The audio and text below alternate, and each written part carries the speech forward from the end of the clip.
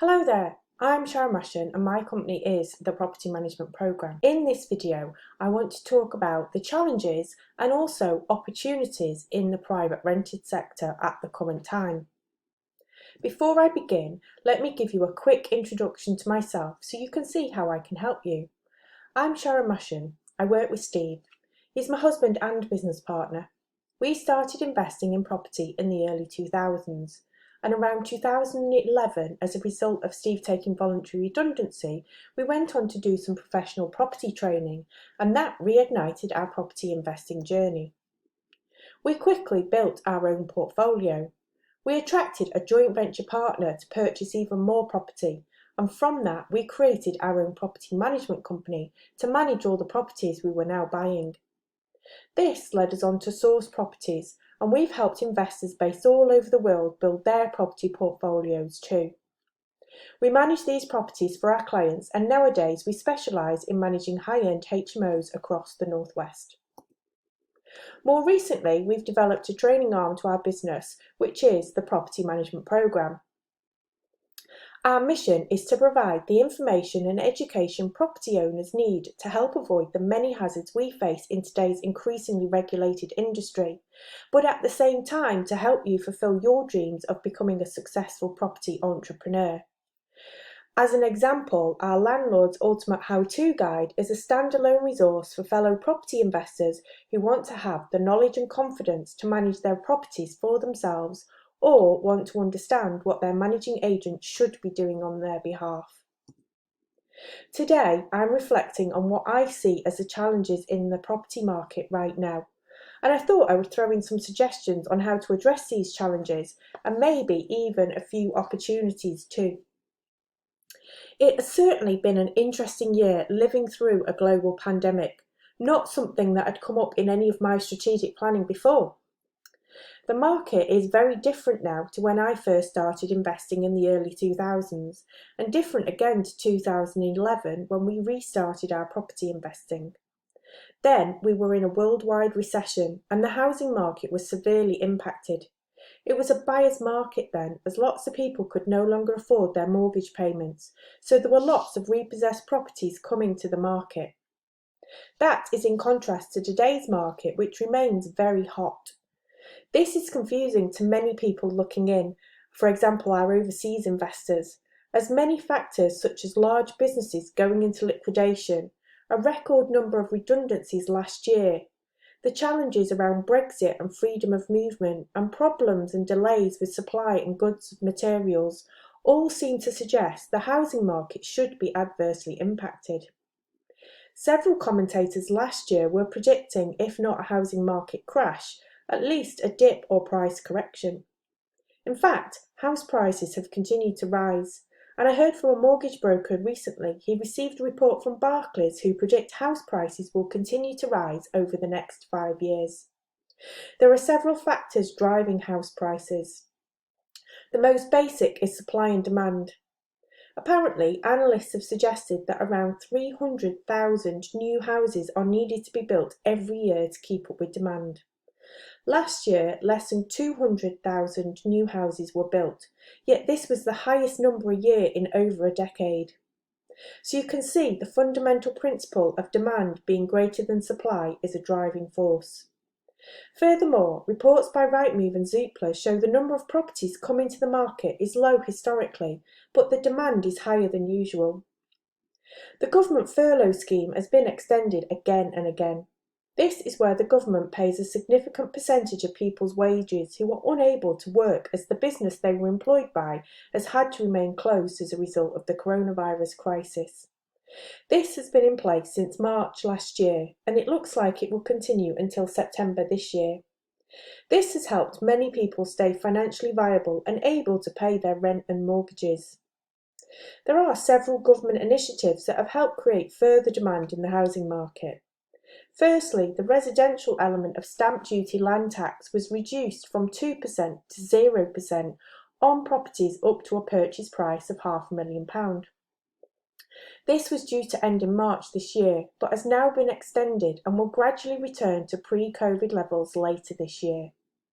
Even though the 3% surcharge for buy-to-let properties remained, this policy resulted in a surge of property purchase towards the end of last year and into this year. Another initiative which is pushing up house prices is the new government scheme of creating mortgages that only require a 5% deposit. And then the government also underwrite the remaining 95% of mortgages to the lenders. This is for primary residences only, but in addition to existing Help to Buy and shared ownership schemes, it is creating more demand for properties. All these factors mean it now takes more work and effort to find a good investment deal, both for you as an investor and for sourcing agents. There'll always be deals out there, just sometimes they're harder to find. Another challenge I'm hearing about at the moment is how slow the conveyancing process is. I was listening to a mortgage broker recently who was saying he has clients waiting 14 to 16 weeks to complete on their properties. This seems to be a result of many solicitors closing their offices last year under COVID restrictions, struggling to adapt to work from home, and now tackling a backlog of work. Another factor in the delay in purchasing is the slow response time of lenders. The same mortgage broker cited an example whereby he received an automated email response that his email would be read in 6 working days. No indication of when they might respond or action your request even. They still seem to be blaming COVID restrictions as a reason for delay, but it's also likely to be due to an increase in applications, not just for new purchases, but refinancing applications as interest rates remain so low. The best advice I can give here is to actively manage your solicitor and mortgage broker. Keep in regular contact with them to encourage them to keep pushing ahead with your case. My recommendation to people who are serious about investing to address these current market challenges is to get yourself investment ready. Put yourself ahead of the other armchair investors out there. You want to be ready to secure the deals when they do come along. What do I mean by this? First, be very clear on your investment strategy up front. Make sure you understand your why for property investing, that you have clear goals and objectives. That way, when you do spot a potential deal, you can assess whether or not it fits with your strategy. Have your investment area identified and do your due diligence on it up front. In every area, there are great streets and not so great streets. There's a lot of information available for free online that can help you get to know an area if you can't get there in person. Google Maps is an amazing resource to help you get to know an area. You can quickly find out the nearest train station, where the shops are, where the nearest school or local employers are based. You can use Street View to take a look at what nearby properties look like. How well do the neighbours tend their gardens? What parking facilities are like? Knowing this background information in advance can help you come to a much quicker decision when assessing potential deals. If you're less interested in location and more focusing on ROI, at least have a system in place that means you can quickly carry out this due diligence on an area and tenant demographic quickly but robustly. Be very practiced in analysing deals in detail. Practice running the numbers on different properties that you can find on Rightmove. By doing this, you'll hone your analysis spreadsheet so you can calculate the key metrics important to you, and eventually you'll be able to assess a potential deal in literally minutes. This could be the difference between securing a deal and missing out if it takes you hours or even days to review and think about an opportunity that's presented to you. Get your paperwork in order now. In working with a sourcing agent, a mortgage broker and a solicitor, they'll ask you for ID, proof of address, proof of funds, and if you're an existing investor, perhaps even details of your current investments. For anti-money laundering purposes, you'll need certified ID, which can take some time to organise. If you're buying with cash initially, then you'll very likely need to provide evidence of the source of funds too.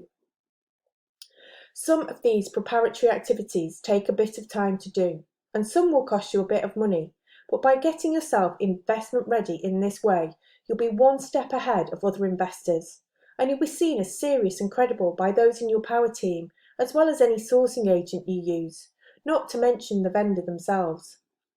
For all of these activities, you'll need help and support from various professionals. They will be your power team. If you do not yet have such people identified, then that's the place to start. If you want to start to develop your power team, then connect with me at the end of this video, as I can help you with this. For those of you who already have property investments, you may have faced challenges around supply of labour and materials for any developments or refurbishments you've been working on recently. Although the housing and construction industry has been allowed to stay open for most of the duration of the pandemic, I'm certainly aware of people who've had projects delayed due to knock-on effects from suppliers and manufacturers. For example, factories producing building supplies having to close under coronavirus restrictions. Last year there was a major shortage of plaster, and recently I was on a webinar where a builder was saying that currently there's a shortage of concrete and other building materials. A combination of delays in manufacturing where factories were closed before COVID-secure guidelines were created, together with supply delays and increased costs resulting from Brexit implications for imports, means many challenges for those people refurbishing and developing properties.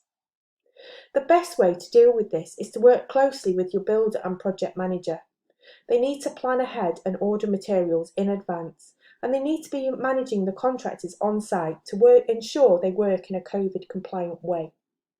You may also just have to accept that projects are taking longer than they used to, and to build these new realities into your plans with appropriate contingency assumptions. On a more positive note, there have been some changes to the planning rules in recent months, which should make it easier for those people following a development strategy. Last August, there was a change to planning rules. Now, I'm not a planning expert, so I can't go into detail about this, and I do suggest you seek out a planning consultant.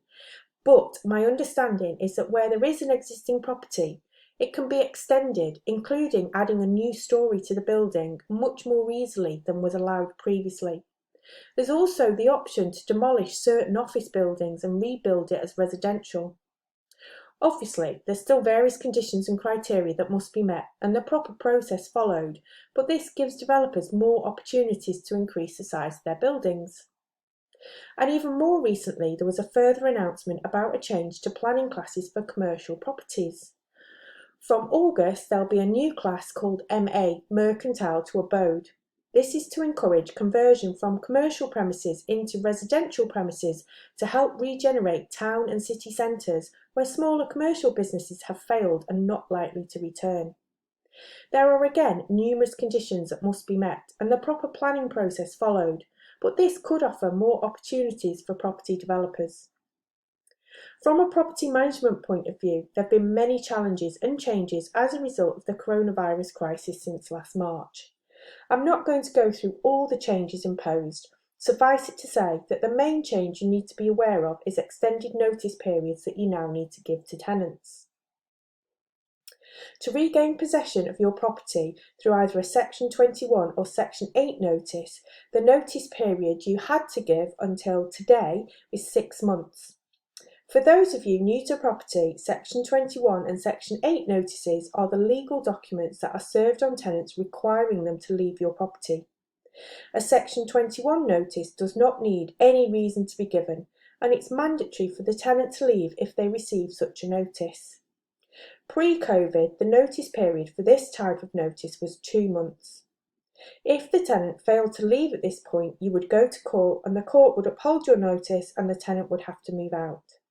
Now that we're in June, that notice period has reduced from 6 months to 4 months. That still means if the tenant doesn't cooperate, you can't do anything about it until at least 4 months has passed. A Section 8 notice has to have a defined reason to be served. There is a list of mandatory and discretionary reasons that need to be cited. For example, you're selling the property, refurbishing the property, you want to move back in, or the tenant is exhibiting antisocial behaviour. Mandatory means a tenant must leave. A discretionary ground is just that. The judge can use his or her discretion as to whether the tenant has to vacate the property depending on their circumstances. In my experience, Section 8 notices are usually used for rent arrears. One of the mandatory grounds is where the tenant is 2 months or more in arrears. At this point, a Section 8 notice can be issued, and previously the notice period was 2 weeks. Now that we're in June, the notice period has reduced from 6 months to 4 months. Therefore, unfortunately, you're looking at least 6 months before you can even approach a court to help you get your property back. The latest government announcements indicate that notice periods should be going back to their pre-COVID levels over the remainder of this year. Detailed referencing and vetting of tenants has always been important, but it's even more so now that property investors have very little recourse when tenants breach their contracts. We have a very robust vetting process which we do in-house to ensure that our default rates remain low. Today, out of all of our tenants, we have just one in significant arrears who's developed mental health issues as a result of losing his job last year during lockdown. We're working with him to apply for government support and assisting the landlord with a third-party mediation service to work towards a repayment plan. The good news is that housing courts are now open, with additional temporary courts being set up in public buildings such as town halls, libraries and theatres to try and help address the backlog of cases. A friend of mine works in the court service and she mentioned there was already a backlog of cases even before the coronavirus crisis hit. Given that housing courts were closed for much of last year, this problem has been exacerbated. Pre-COVID, it took an average of 26 weeks from the point of claim to repossession. Now I've seen reports of court hearing dates set for 12 to 18 months' time, and unfortunately, there isn't much you can do about this. It's likely in the near future we'll see further legislation changes. The Renters Reform Bill has been hanging around for about 2 years now, but has been on hold for the last year as a result of the combination of Brexit and COVID. The main point of this bill is to abolish Section 21 notices. As I mentioned earlier, a Section 21 notice is a tool landlords can use to regain possession of their property. As this notice is mandatory, in my experience, it's usually used to evict troublesome tenants as the route through courts is guaranteed, rather than relying on grounds of a Section 8 notice, which could be challenged. Section 21 notices are no longer permitted in Scotland, so there is a precedent for this. Removal of Section 21 notices would effectively be the end of assured short-hold tenancies.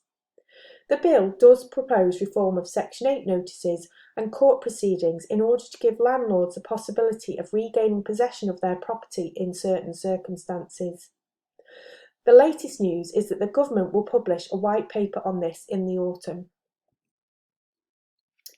An interesting development I've seen in recent months is a change in the demographics of people applying to rent rooms and houses with us. Prior to Christmas, we'd often receive applications from people from Eastern Europe who've come to the country for work, where we are usually as warehouse operatives at Amazon, the Hook Group or Hermes. They'd arrive from places like Poland, Hungary, Bulgaria, Latvia, Lithuania, and come and stay with friends or family for a short time and then apply for a job through an agency. Pretty much, if they turned up for the interview, then they got the job. Many of my clients have been worried since the Brexit vote that the stream of tenant applicants for HMOs in particular would simply stop once the UK left the EU. The changes to freedom of movement rules mean that people from Europe can no longer come to the country speculatively looking for work. What I have seen this year instead is an influx of people from Commonwealth countries and countries that have historic ties to the UK. I'm currently progressing lots of applications from people from India and Ghana coming to work in the NHS. I have applications from families from Hong Kong on the new style British passport launched this year in response to the changes by China to laws in Hong Kong. I have applications from people from South Africa, Japan and Singapore here on work or student visas. The number of applications has not fallen off a cliff as many were worried about. In fact, many of these new applicants are higher skilled and have longer-term fixed contracts for several years, in contrast to our previous Eastern European tenants who were often on agency or temporary contracts. It is a new challenge as we get to grips with biometric residence permits and the Home Office right to rent service, rather than simply checking an EU passport, but it keeps things interesting. In conclusion, there are challenges in the market right now, But that doesn't mean to say there aren't also opportunities. Don't forget the fundamentals and principles of property investing and management have not changed. It comes back to making sure you are clear on your strategy and goals and doing your due diligence on any deals you're looking at, making sure you have several exits from the deal and understanding and mitigating your risk factors. Being clear on your target tenant is vital to help you identify the right location for your investment. As an example, if your target tenants are university students, then you don't want to be buying a property in a quaint rural village miles away from any university with little public transport. Instead, you need to be within walking distance to campus and the heart of the student areas. The same principle is true for HMOs. Location is vitally important. You need to understand your target tenant so you know where to buy. I have seen people create high-end HMOs that are fabulous inside, but in completely the wrong location, on a housing estate miles away from the town centre, miles away from leisure and retail facilities and public transport links. Then they wonder why they're struggling to fill their rooms with the aspirational professional tenant they want. Just because you can turn a property into a HMO doesn't mean you should. But that's a topic for another time, so I'm going to draw to a close here now. There's a lot going on in the property market, so you're welcome to join my Facebook group called Investors Circular and subscribe to my YouTube channel called PMP TV to keep up to date with the latest changes impacting property investors. You're also welcome to connect with me on LinkedIn, and if you have a specific property management question or want to find out more about how I can help you, just drop an email to info@thepropertymanagementprogram.co.uk and I'd be happy to help.